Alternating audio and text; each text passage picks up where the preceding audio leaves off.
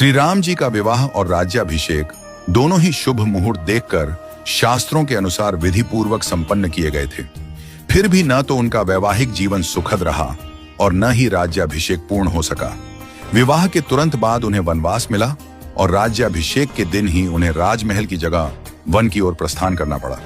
यह सब विधि का विधान था।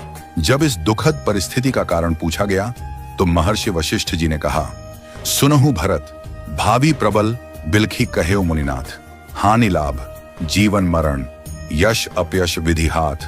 हे भरत, भावी बहुत बलवान होता है, हानि लाभ जीवन मरण यश अपयश सभी विधाता के हाथ में है। मनुष्य चाहकर भी भाग्य को नहीं बदल सकता। श्री राम जो धर्म के मूर्तिमान स्वरूप हैं, जिनके जीवन का प्रत्येक क्षण मर्यादा और सत्य की मिसाल है, वे भी अपने भाग्य को नहीं टाल सके। उन्हें वनवास मिला, पत्नी सीता को खोना पड़ा और अंत में उन्होंने स्वयं सरयू में जल समाधि लेकर अपनी लीला का समापन किया।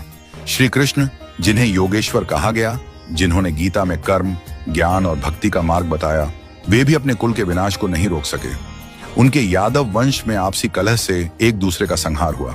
महादेव शिव, जो महामृत्युंजय के अधिष्ठाता हैं, वे भी अपनी प्रिया सती की मृत्यु को नहीं रोक सके।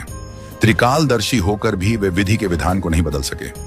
रामकृष्ण परमहंस, जिन्हें दिव्य सिद्धियां प्राप्त थीं और जिन्होंने हजारों लोगों को ईश्वर का मार्ग दिखाया, वे भी कैंसर जैसी बीमारी को नहीं रोक सके। उन्होंने कहा था, यह शरीर नश्वर है, आत्मा ही अमर है। रावण, जिसके पास अपार बल और ज्ञान था, जो शिव का भक्त था, वह भी अपने अहंकार के कारण नाश को नहीं टाल सका।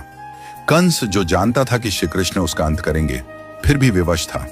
इन सभी घटनाओं से यही सिद्ध होता है कि मनुष्य अपने जन्म के साथ ही जीवन और मरण, यश और अपयश, लाभ और हानि, स्वास्थ्य और रोग, शरीर का स्वरूप, परिवार, समाज, देश और स्थान, इन सब का निर्धारण करके आता है। मनुष्य को यह भ्रम होता है कि वह सब कुछ नियंत्रित कर रहा है, लेकिन वास्तव में सब कुछ ईश्वर के संकेत से ही चलता है। इसीलिए साधक को चाहिए कि वह मन, वचन और कर्म से सहज, सरल और सदाचारी बना रहे, सदैव प्रभु का स्मरण करता रहे और अपने कर्तव्यों को श्रद्धा और निष्ठा से निभाए।